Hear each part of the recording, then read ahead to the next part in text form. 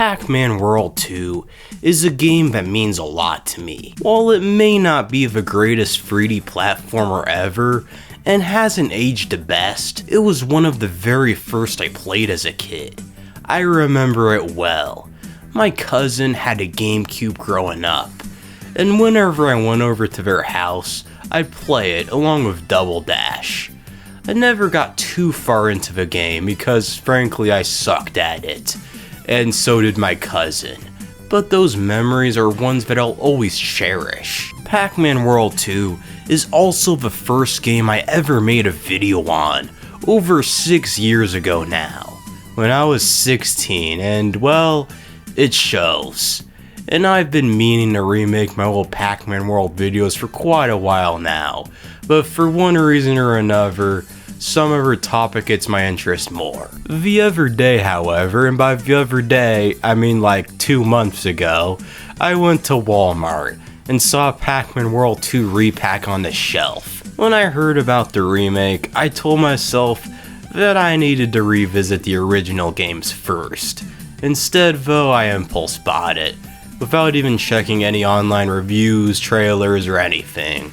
So if I end up hating it, I only have myself to blame. Anyway, let's check it out, and see if Pacman World 2 Repac is a faithful remake, if it fixes flaws the original Pacman World 2 had, and if I have an impulse buy problem between this and 3D All-Stars last month, or a couple months ago.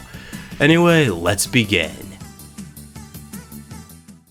To start off, we get the same awesome opening. Although this time, Pac-Man has a voice actor, which I don't know how to feel about. I know he did have one in World 3, yet it's still kind of weird. Anyway, the plot is as follows. The arcade ghosts are causing havoc around Pac Village late at night. While fleeing after they get caught, they come across a tree in the center of Pac Village, containing golden fruits. They decide to steal them, not knowing that this tree is stealing away a scary, dark, ancient entity, the ultimate ghost, Spooky. The ghosts become Spooky's new minions, and it's up to Pac-Man to retrieve the golden fruits, seal Spooky away once again, and save Pac-Land. I said this in my original video, and I'll say it again. Why are there 0 security measures around this tree and the golden fruit?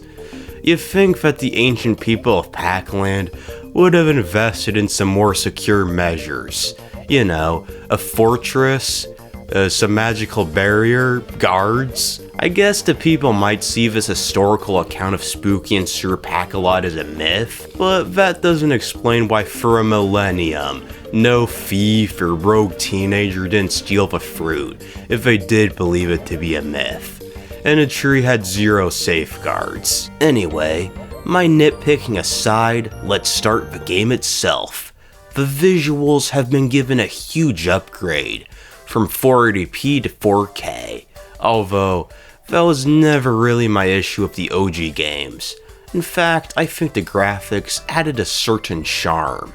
What really bothered me was the flawed gameplay, physics, and mechanics. Sometimes the physics just would not function properly. Like right here, I was butt bouncing on Clyde, and the game wasn't counting it as damage until the 3rd one. The camera could be pretty buggy at times too, and some levels, such as Ghost by You, are insanely difficult, simply because the stage is too dark, making it near impossible to tell the difference between the ground and this insta-kill water. Repac thankfully fixes the wonky physics. Throughout my entire playthrough, I rarely ran into situations where I died due to faulty programming rather than my own error, except for in the volcano. I still hate these levels so much. A small change has been made with checkpoints as well.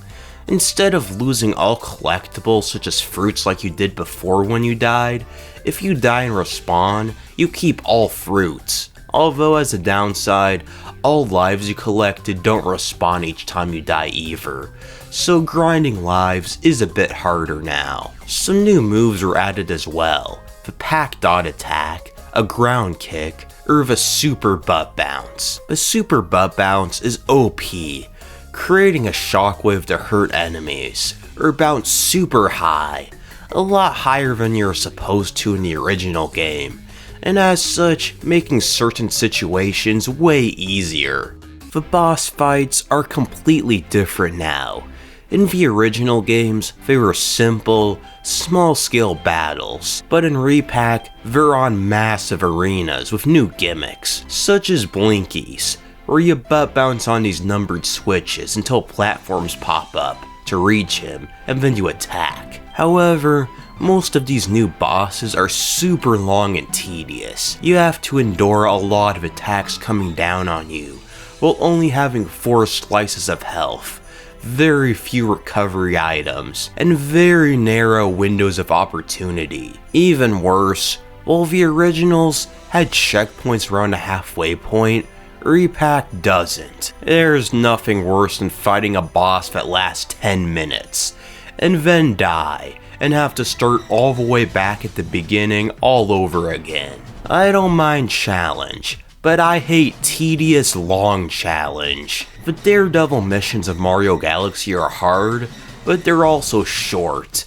It doesn't take a minute for you to get a narrow window of opportunity, and then have to do that 5 more times to win.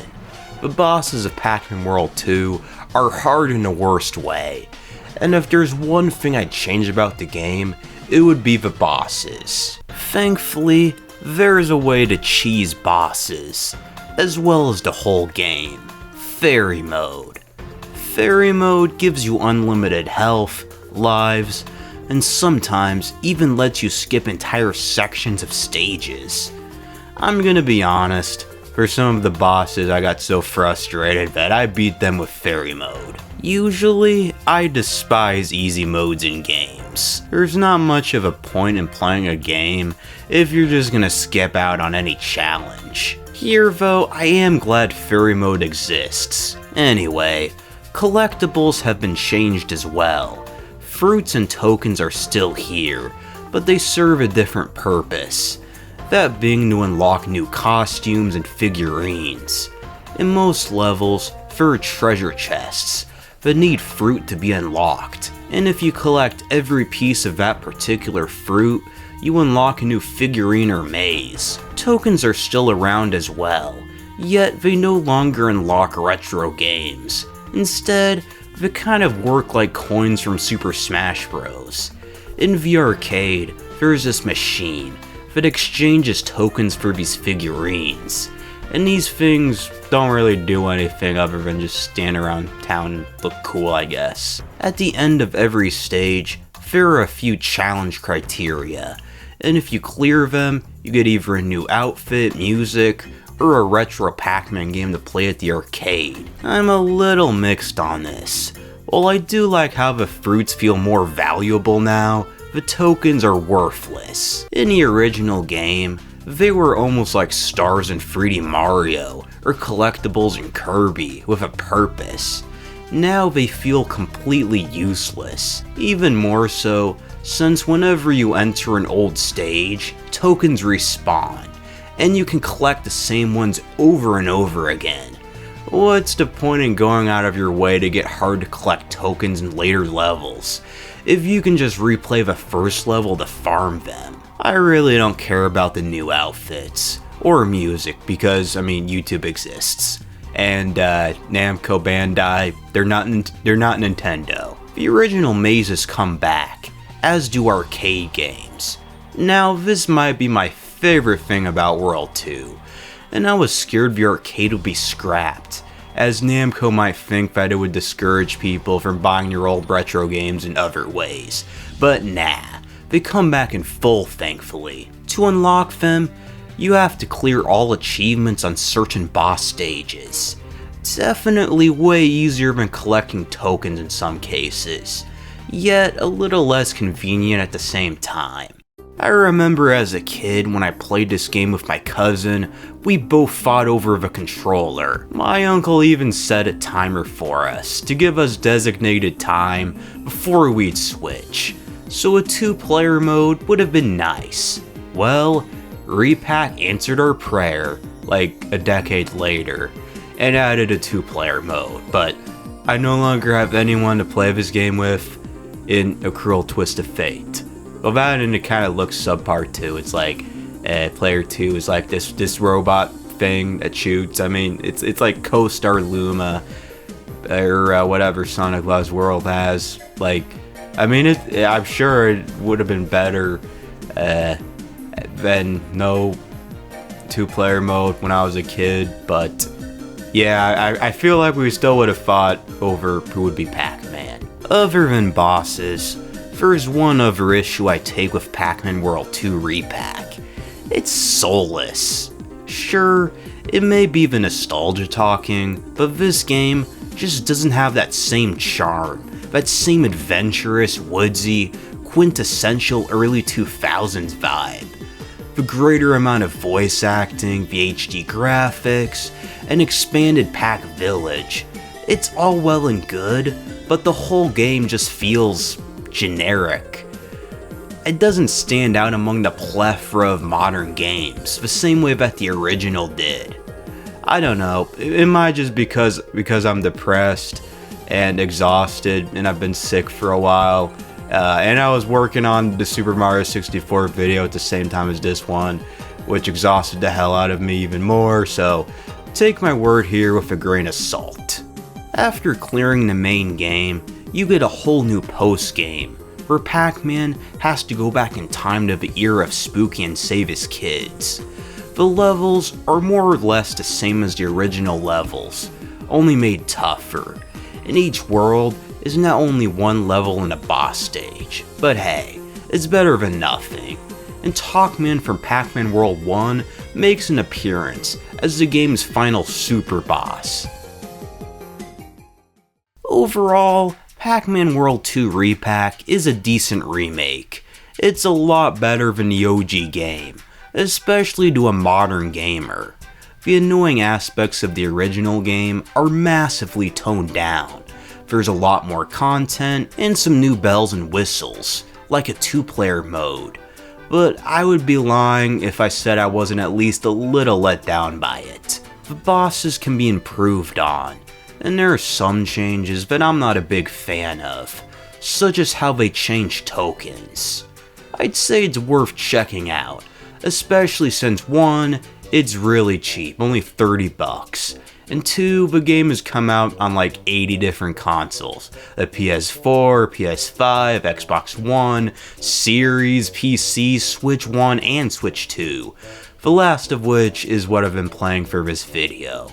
Oh, and the Switch 2 version is a game keycard, which sucks a lot, and if I would have known that before I bought this game, I might have reconsidered. Although, that's on me completely for not looking at the bottom of the case before I impulse bought it, so yeah, that's on me. Sorry if this video was short and skimmed over a lot of details. Again, I worked on this video at the same time as my Mario 64 video, which was like an hour long, and took a lot of time and energy to make, and by the time I was done with it, it had been like 2 weeks since I beat the game, and I was ready to move on to other projects.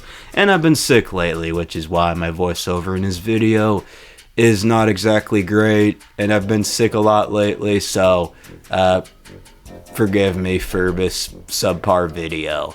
Anyway, I'd appreciate it if you could give the video a like, subscribe, comment, all that good stuff. And I'll see you all next time.